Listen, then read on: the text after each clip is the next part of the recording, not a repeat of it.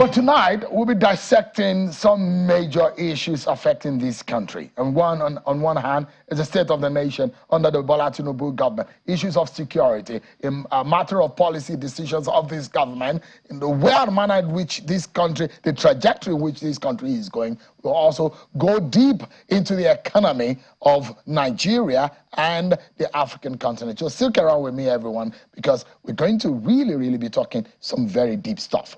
But first, the Christmas Eve attacks on several communities in at least 3 local government areas of Plateau State still leaves a lot of worry on the minds of many Nigerians, and at least the latest kidnappings and the Kaduna Expressway woes may have returned. The Inspector General of Police, Kadi Egbezokun, has ordered the deployment of police officers and security equipment to ensure the safety of travelers along the Abuja-Kaduna Expressway. Mr. Egbezokun also directed the Deputy IG Operations, to ensure the strict monitoring of the security personnel assigned to the route, adding that the presence of equipped operatives will act as a deterrent to criminal activities in the wake of all these issues. He hopes that this will arrest the situation and bring peace back. Well, in all of this, some Nigerians have renewed the call for state police and other measures that could give permanent solution to these issues. Tonight, I'm being joined by a senior advocate of Nigeria, Mr. Falana, who joins us live from Lagos. Thank you so much, Mr. Falana, for joining us tonight on the program. Thank you very much. My pleasure. Yeah. The situation or the event on the eve of Christmas in Plateau State leaves a very sour taste in the mouth. And a lot of people will be wondering, where are we headed? How do we stop? How do we stop this kind of situation from happening again? And there are those who are calling again for state policing. Do you think that is a way to go? Are we supposed to expect a drastic decision from the federal government, from the president in this respect? Well, as far as the Constitution is concerned, particularly Section 214, there shall be only one police force in Nigeria, the Nigerian police force. It is not a federal government police force, contrary to the general belief of Nigerians and governors. We do not have a federal government police force. We have a federation police force, which shall be jointly managed by the federal government and the state governments. Then Section 215 provides that the president will be in charge of law and order at the federal level, while the governors in the states will be in charge of law and order in the respective states. But what has happened over the years, since 1999, is that state governments or state governors have abdicated their constitutional responsibility and handed over police powers in Nigeria to the president and the Inspector General of Police with profound respect. As far as the Constitution is concerned, if you go to the 3rd schedule to the Constitution, there is a body known as the Nigerian Police Council, whose functions include the organization and administration of the Nigerian police force and the general supervision of the Nigerian police force. That body shall also advise the president with respect to the appointment of the Inspector General of Police. Who are the members of this body? The president only as the chairman of the body. The 36 state governors, the Inspector General of Police, and the chairman police council. In other words, in the 39-member council, Nigerian Police Council, governors number 36. So out of the 39 members, governors constitute 36 of the members. So in any meeting of that body, the governors can always insist on what should happen in their state.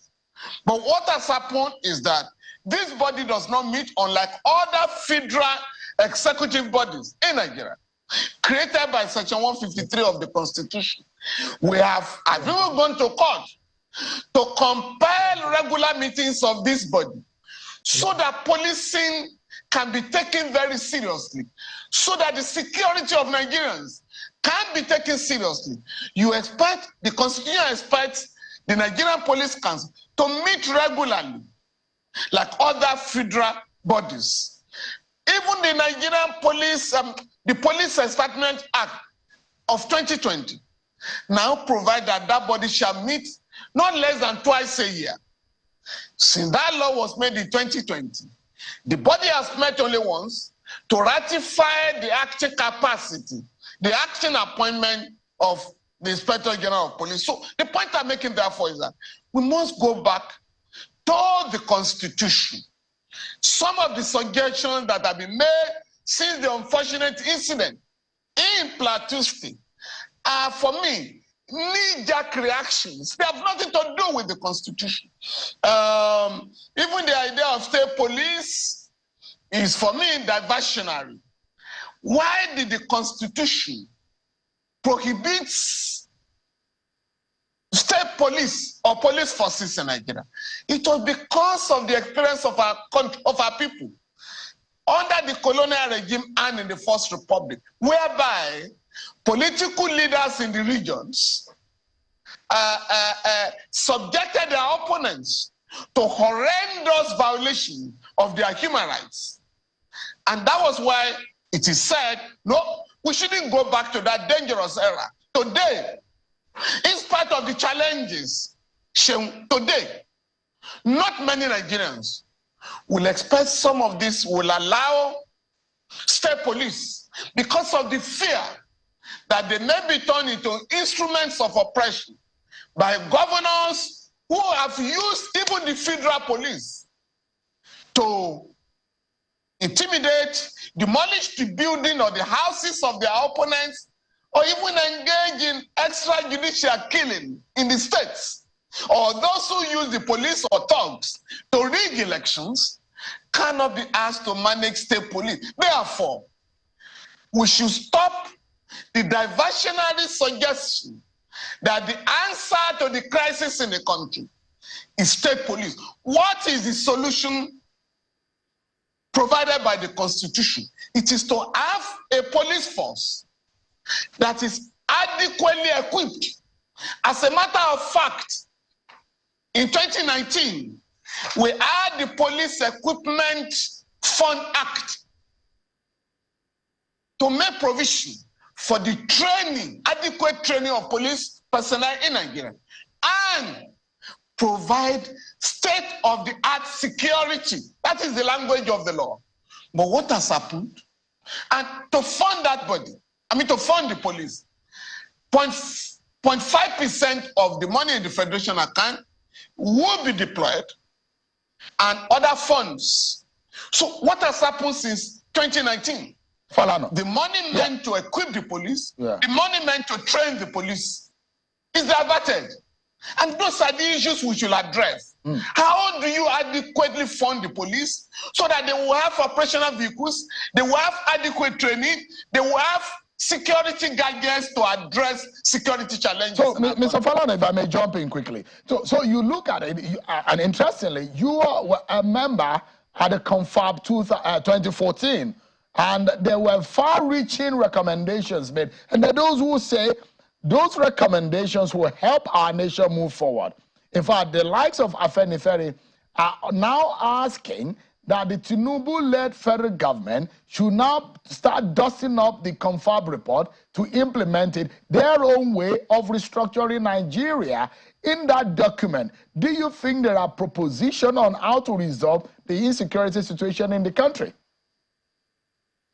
The most important recommendation of that body in 2014 was the most important recommendation was and is the provision for the justiciability of the socio-economic rights of our people, the fundamental objectives. And I'm talking of the right to employment, the right to health, the right to education, and so on and so forth.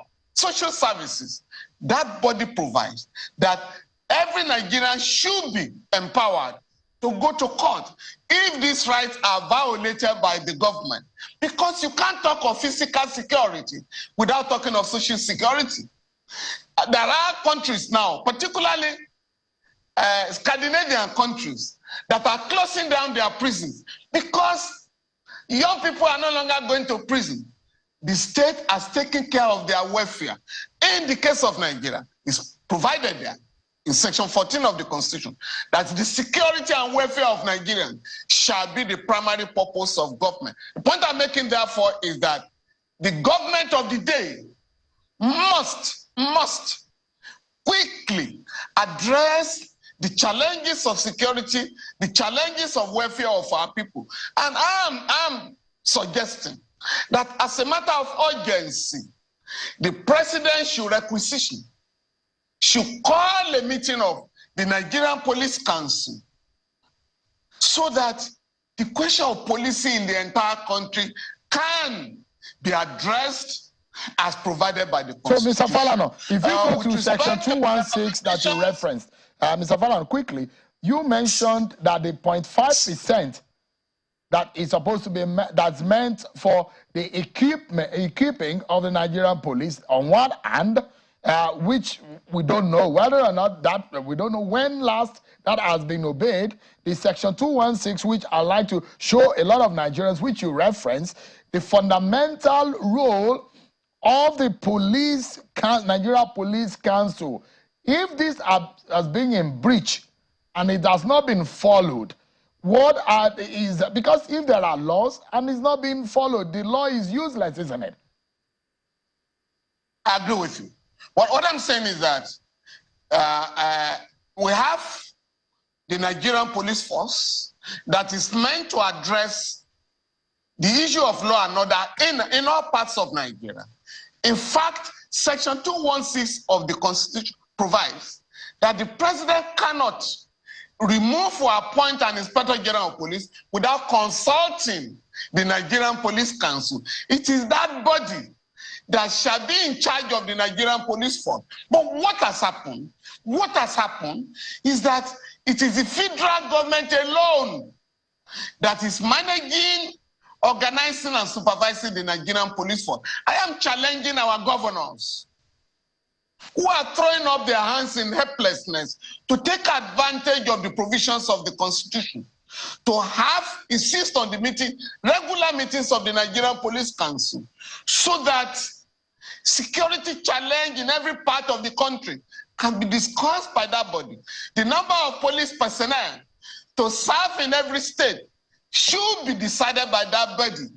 But right now, there was even a time the Office of the Inspector General of Police and the Nigerian Police Council were fighting over how many police personnel should be employed. No, that is the duty of the Nigerian Police Council to decide how many police personnel will be needed in every state in Nigeria and the funding to be addressed. So I'm saying, for now, please let us go back to the drawing table and take security of Nigeria very seriously, as provided by the Constitution. Then the Police Equipment Fund Act, our governors again must show interest, because 0.5% of money from the Federation account and other sources are put together to fund the police, to train the police, to equip the police. Now, this money with profound respect, it's not being deployed to train police personnel in Nigeria. It's not being deployed to equip the police or to rebuild their barracks. So from today, let all agencies of the government, let all public officers empowered by the Constitution to exercise police powers in our country take their job very seriously, so that the question of insecurity in our country will be a thing of the past as soon as possible. Yeah, Mr. Falana, there are those who argue that, look, intelligence as being the vulnerable leg in policing in Nigeria, and those who will say, if you compare the United States and in some other climes, where you have the sheriffs and the local police that are very close, under 5 minutes that the deployment is there. You go into some police stations in some local government, in some communities, in some deep rural part of this country, you find just maybe 1 or 2 police officers. And in fact, the ratio of police officers to the citizen is very abysmal.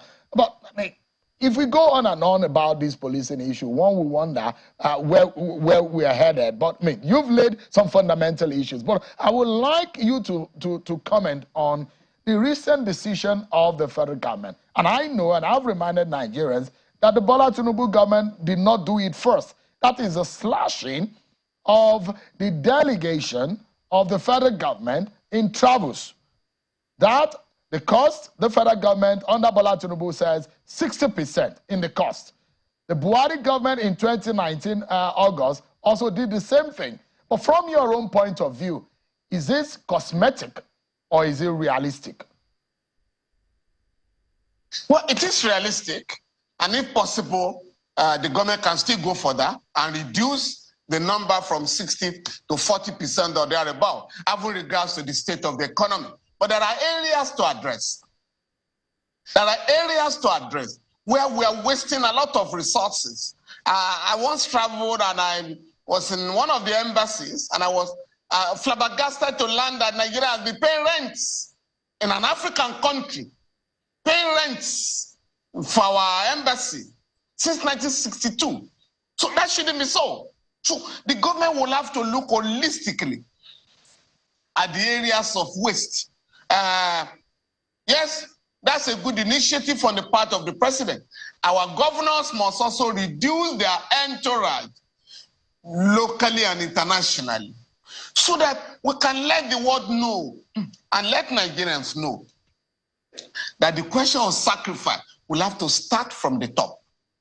For years, we have asked the poor to tighten their bets. It is the government now that should tighten their bet. The budget must be reviewed to reflect the state of the economy. And for me, but we are starting now. We are starting now to begin to cut down excesses of government. And for me, I think it's a good development. No, but if you look at it, but we need to go far. Yeah. We need to go much more. Yeah. So, I mean, one of these issues, and I mean, I've been one of the advocates of those who say we need to look inwards. In fact, there was, I had a conversation with the former governor of Kano State about the manner in which governors and some other officials of government comport themselves, or the way they live, the kind of luxury that you find government officials. And in fact, sometimes they throw in the faces of the masses. You see them with long convoys. You see one personnel with 5-6 vehicles in the front, 5-6 vehicles on the back. In fact, there are those who believe that the National Assembly is overbloated. We do not need that kind of enormous number of those representing us in Abuja, because if we are serious, we need to look at what the nation ends vis-a-vis our people's needs and the poverty in the land. If 130-something million people are multidimensionally poor and our government officials, lawmakers are living in luxury in Abuja, does it make sense? So the big question here, Mr. Falana, is that it's not only in the federal government, also in the state, but where do we start from for citizens to hold government officials accountable?